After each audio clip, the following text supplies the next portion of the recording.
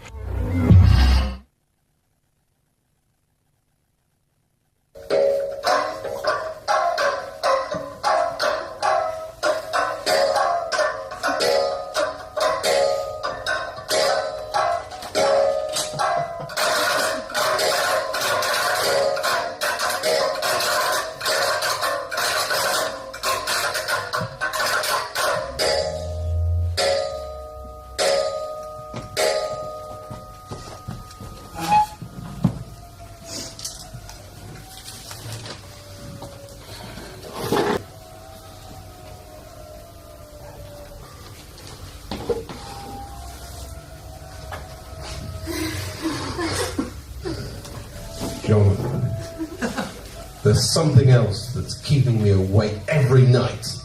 I just can't seem to get it out of my mind. Tell me what it is, Adam, please. Tell me. Well, when a large ship is launched, and in the grand tradition of bottled champagne is smashed against the hull by some dignitary releasing a rope, who actually buys the champagne? I mean, could it be an ordinary naval rating sent to the local threshers or odd bins? You go to the nearest hole in the wall in Portsmouth, and you get out at least 100. Great, today. Fixed. Great today. Easy. Further. Variety life. Off it. Sweeter. Existing insurance policy. Different people like different things. Fantastic insurance deals. Need lots. Choice. Stimulate. New, old replacement from That's linen clothing. Damage cover, players. Equipment, computers. Garden furniture, emergency. Option pay installments. We offer great choice. Extra cost. Shopping vouchers. Even some more investment. Discounts. Land. Real growth potential. Care vouchers. Perfect cover. Tax-free cash. Illness. Death. Member entitled. Discount. Will. Travel insurance. Insurance discount plus no claims discount worth. I doubt very much that high street off-licenses like Threshers and Oddbins would have the quality of champagne that would be suitable for the launching of a ship. After all, not any old bottle of Blanc would be suitable, especially if the ship had cost millions of pounds to build and taken 2 years in construction. I'm not so much interested in the type of champagne as who would actually purchase it. I mean, would we be dealt with by a firm of civilians based at the port and directly linked to the Navy who had their own private cellar and could pick out an appropriate bottle when required? Or would a high-ranking naval officer actually go along to the highly reputable wine merchants, perhaps in the port area, and buy a particular vintage? If that happened, and the shop assistant said, bottoms up, or something like that, he wouldn't be very pleased if the naval officer then told him that the vintage champagne bottle was going to be smashed on the side of the ship.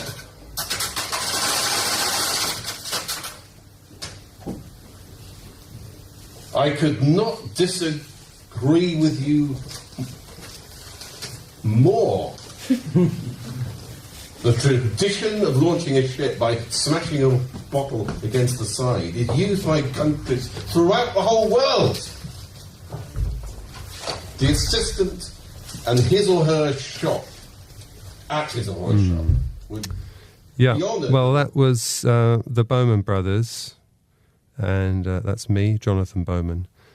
and my brother, who is here with me, Adam Bohman. Yes. That was a piece called This Is Not Rocket Science, and it was recorded in Nijmegen at Extrapol, Nijmegen in Netherlands, in 2006, I think it was. And that was just an extract.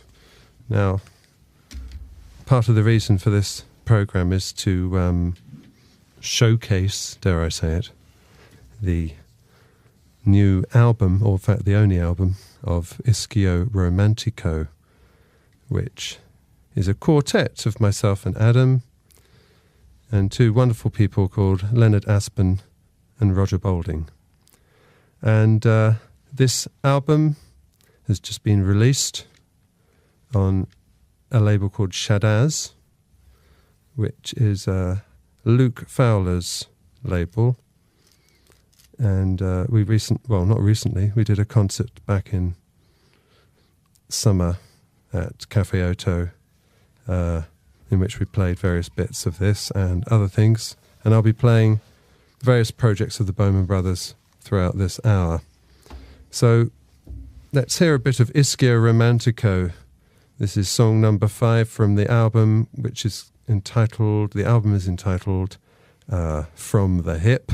This song is called Foot Right Down.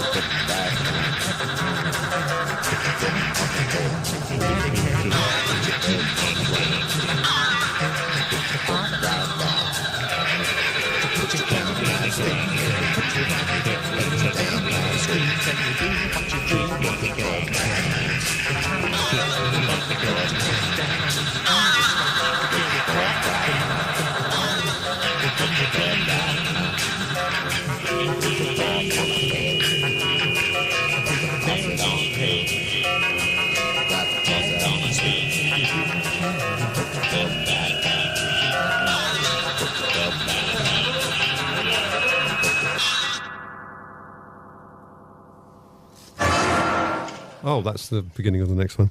So quick to come in.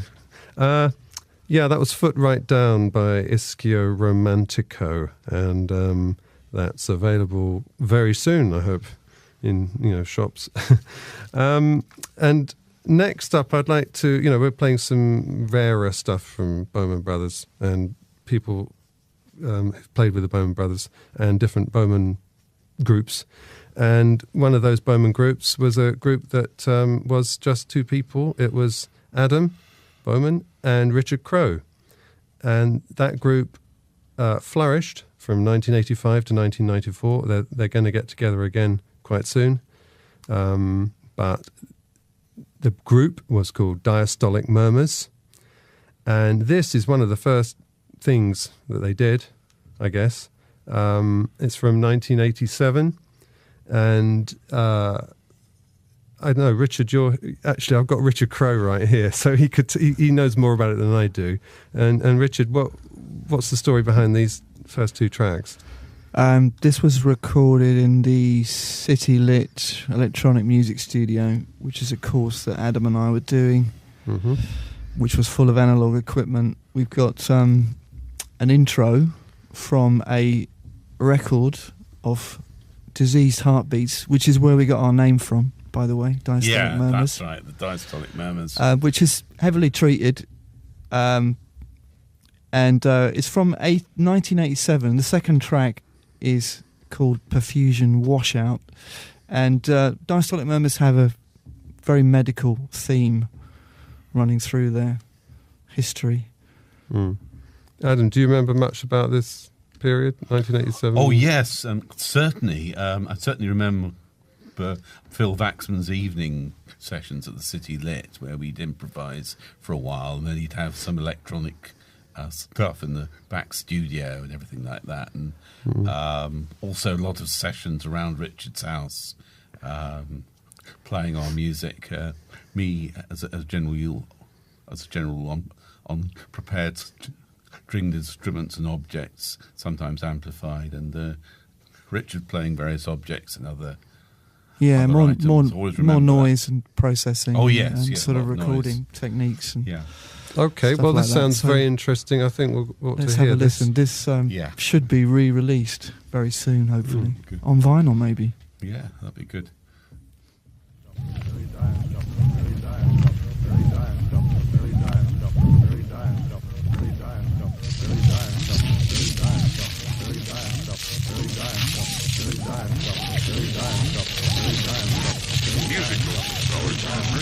Usually are high-pitched. Diastolic murmurs are almost always isolated. Here's one. short, and mid-diastolic.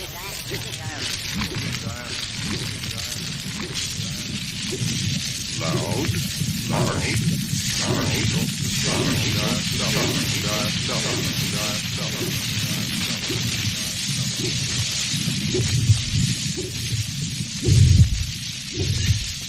with beginning mitral note in the neck, there is a much less loud exercise in the left diastolic position, as in this case.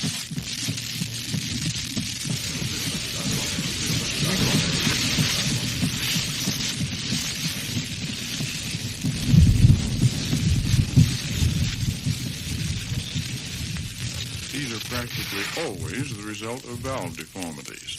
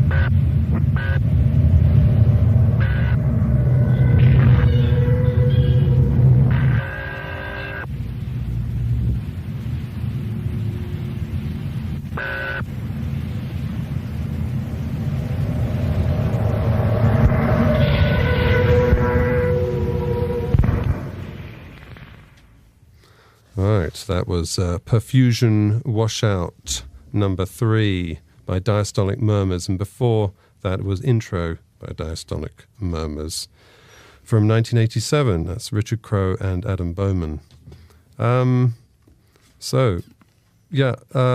next thing I'd like to play on the theme of sort of, not exactly rare, but just maybe hard to find Bohman-related stuff, is from a compilation, a Spanish compilation album, and it's a very short voice piece by the Bohman Brothers called Esmeralda.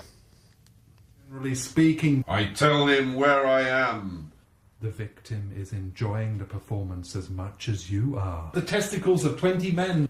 Protective doors are flung open, and the pirates You must are have invited. similarized yourself, Buckle, ship's control room. He was not exactly a man who had to have a vastness. There is no need to waste time on the question mark. I knew Oliver Twist well when I was at school. The rooms are quite near the station, so I was indoors before 9 p.m. The landlady is a widow of about 50 and has one son at home. Things aren't always what they seem. Esmeralda is athletic. I nod my head. So then what? Well, there was terrific excitement. Next night, Esmeralda appeared at 10 o'clock. And without wishing to be offensive. Up. That was Esmeralda by the Bohman Brothers, which is on a Spanish compilation album called Mz, or Mz, perhaps. 3 M's, 3 Z's, 3 Z's, 3 Z's. And yes, it's on Oozbap, Oozebap. Maybe still available. I remember the chap's name actually put it out as Didac Lagariga. That's just come to me. And now, something that hasn't been released but will be in the new year, and it's a grouping of me and Adam and Richard Thomas. Together we are Secluded Bronte, that's our name, and this album that we've put together is actually a very small album. It's about 20-something minutes, and it's an edited WFMU radio session. WFMU is in Jersey City, New York, and this session was recorded in 2002, and we've edited it slightly, and the album will be called Secluded in Jersey City, and this is... Everything's got a working title, but this one, as will become obvious, the title we have working is Bells.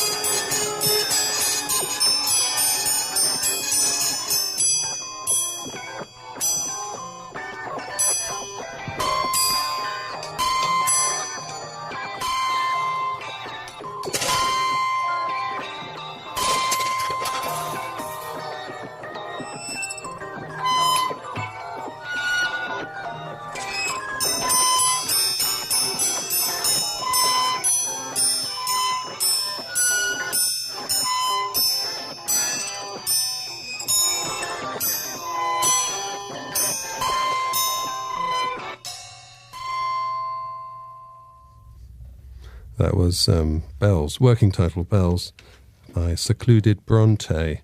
And that's going to be coming out as an album, very short album, in the new year. Actually, I got something wrong. It's WFMU is in Jersey City, which is not New York State. It's Adam, is it? It's you told me. That's right. It's New Jersey. It's New the Jersey. State of New Jersey. Yup. So apologies if anyone's listening over there and was deeply offended. The next thing, I'll play a bit more of Ischio Romantico, the new album called From the Hip. And this is from a 4-act ballet, which starts off the album, Act 1, Act 2, Act 3, Act 4, entitled Urbane Deserts versus Sylphides.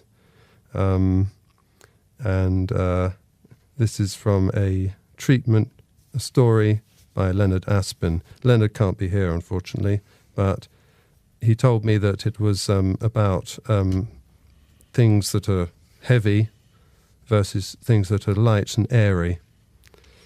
Very basically put. This is Act 4, and this is perhaps more of the Sylphides rather than the Urbane Deserts. So, Act 4 of Urbane Deserts versus Sylphides.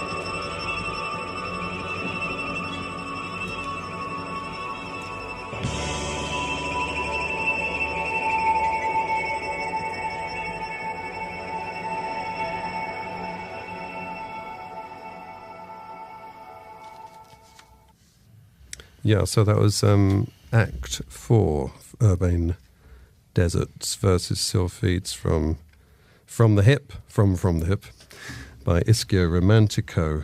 And that grouping, just to remind you if you're getting confused about all these different groups, that's myself, Jonathan Bohman, and my brother Adam Bohman, and two wonderful gentlemen called Leonard Aspen and Roger Boulding.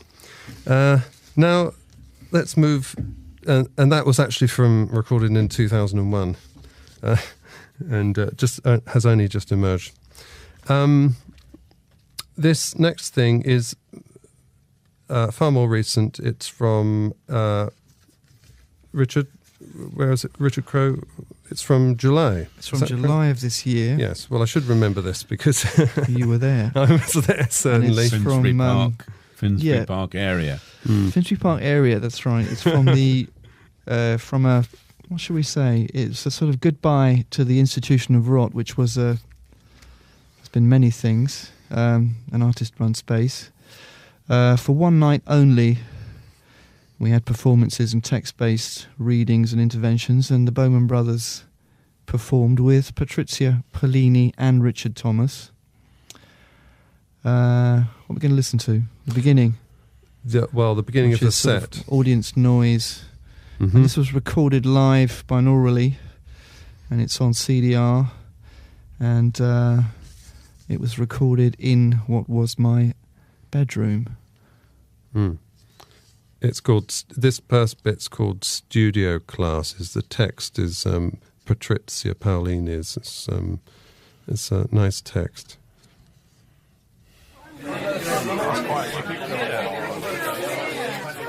It's good, isn't it? Do we need to make an announcement? I think you just made it. That's it. We are very happy to have the Bohman Brothers here. We are very happy to have the Bohman Brothers here at the Institution of Rock with Patrizia Polini and Richard Thomas. Okay, so first of all, we're going to do something called Studio Classes. Wednesday. Monday. 12:30 to 13:30. 12:30 to 13:30. 17:30 to 18:15. 17:30 to Legs, Tom's, Amy. Sue. 18:20 to 19:10. Body balance. Amy. 19:15. 18:45. 20 hours. Legs, Body bums and combat, tummies. Ladies only sauna day. Thursday. Tuesday. 12:30 to 13:15. Body pump. 30. Adele. Body pump. 13:20 to 13:35. 13:35 to 13:50. Body Stretch. combat. Adele. 17:30 to 18:15. Step and turn. New times. 18:30 to 19:30. Previously called 2023. 12:30, 13. Chris. 18:30 to 19:15. 19:30 Body combat. 20:30. Amy. Soccer fitness. Maria. 19:30 to 20:15. Body pump. Amy. 19:30 to 20:30. Park fitness. Ends the 29th of September. Ilfsa. 20:20 to 21:45. Capoeira. Sunday. 10 a.m. to 11. Pilates until the 30th of August. Stephanie. 9 o'clock to 11 o'clock. Little Kickers. From the 5th of September. Free applies. Please ask us for reception.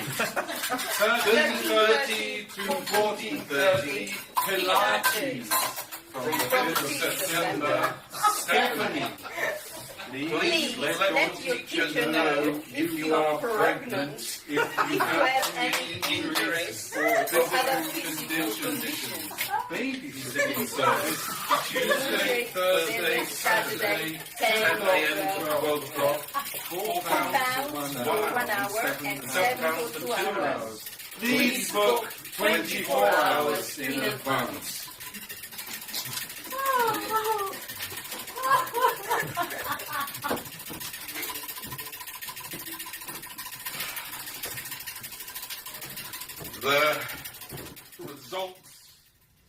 Well, yes, that was the start of the next track called DNA Test, but enough of that.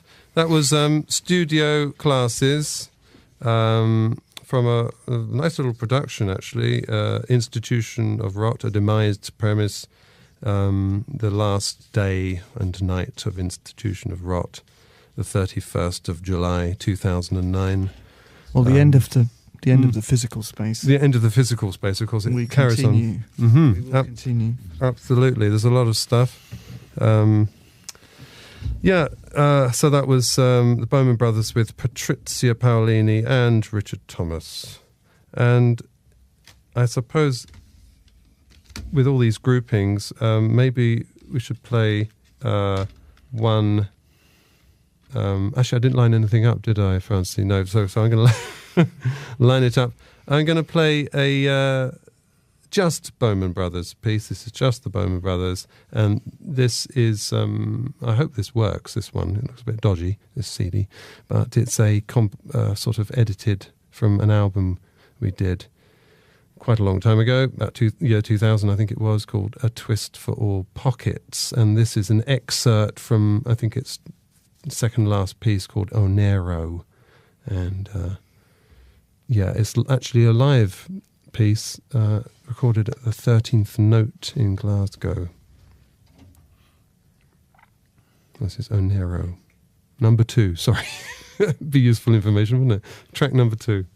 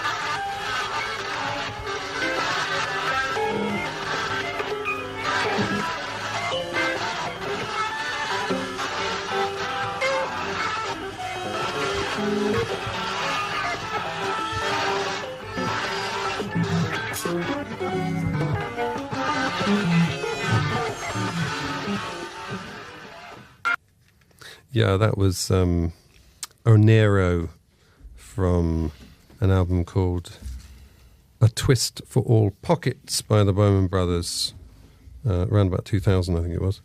And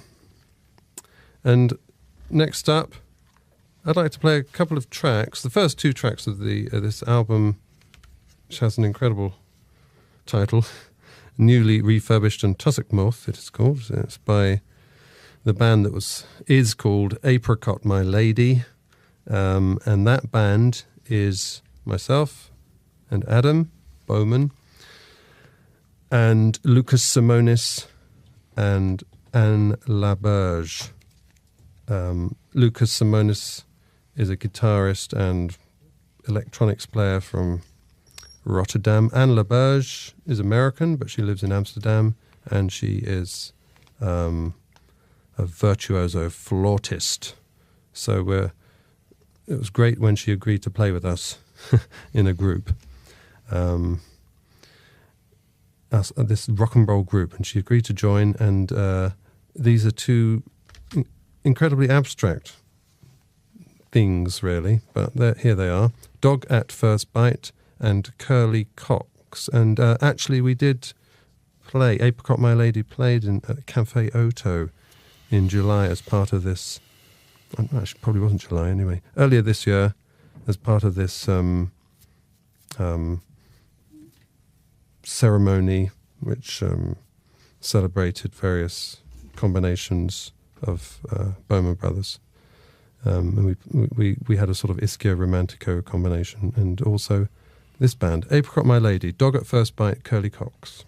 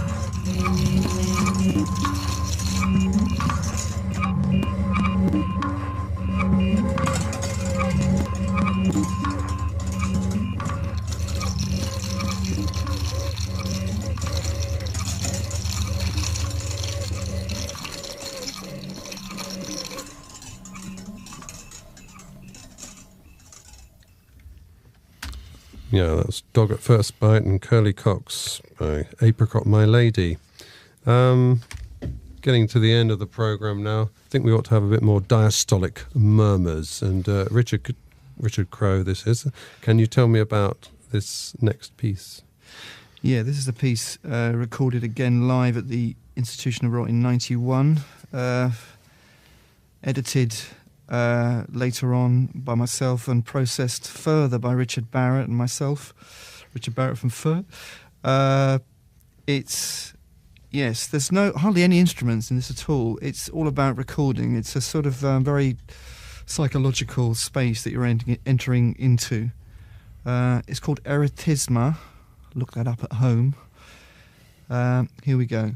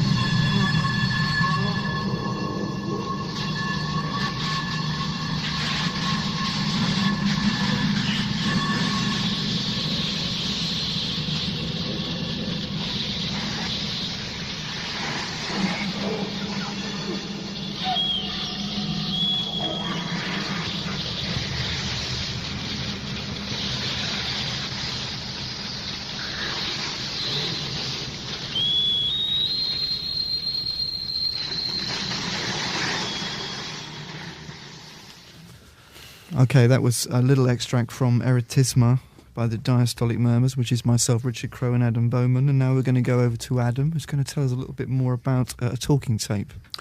Well, talking tapes I've done for a long time, since about the late 70s.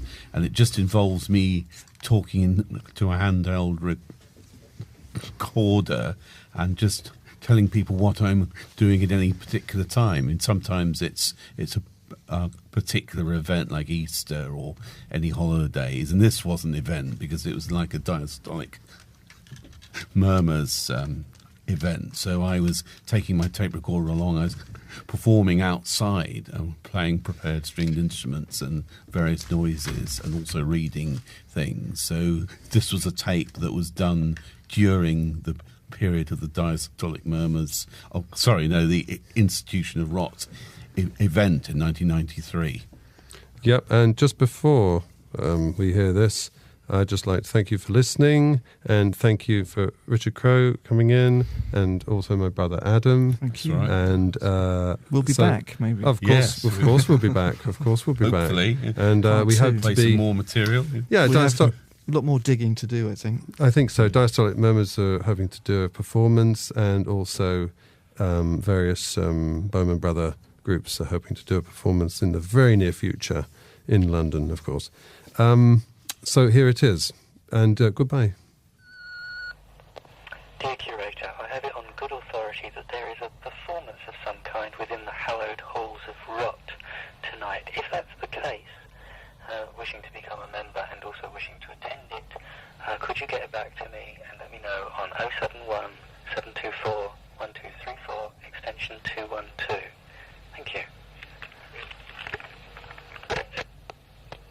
2:45 p.m. on Saturday, walking along Fonthill Road towards the Institution of Rock. I've gone past Crow's house to the junction with Almington Street just to investigate. Abandoned shopping trolley, wrecked blue car, small cactuses in windows with lace curtains immediately behind. I fixed up all the instruments again. The violin and bow are still down in the cellar. Just put the contact mics out, but now it's pouring down with the rain. The two pieces of plastic have been put over the instruments. Repaired violin, zither, mutilated mandolin.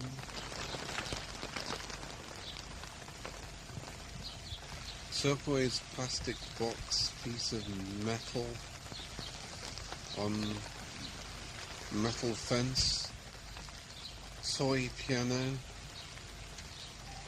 tomato slicer, broken brandy glass, Coleman's mustard tin, and tobacco tin attached to white flower box, large spring attached to air conditioning system, post horn lying against tree stumps.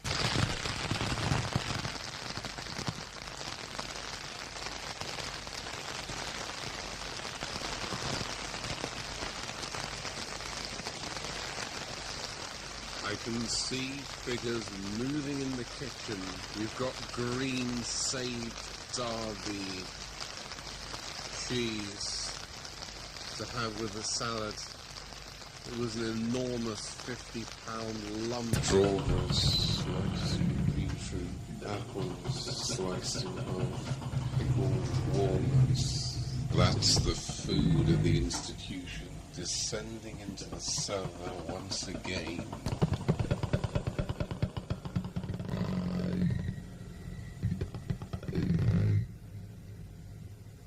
Ten past 6 and it's still raining. Looks like it'll be another largely acoustic performance. It'll be impossible to use the contact mics, it's too damp. 7:15 and it's time for me to get changed into my monk's habit. Again, I've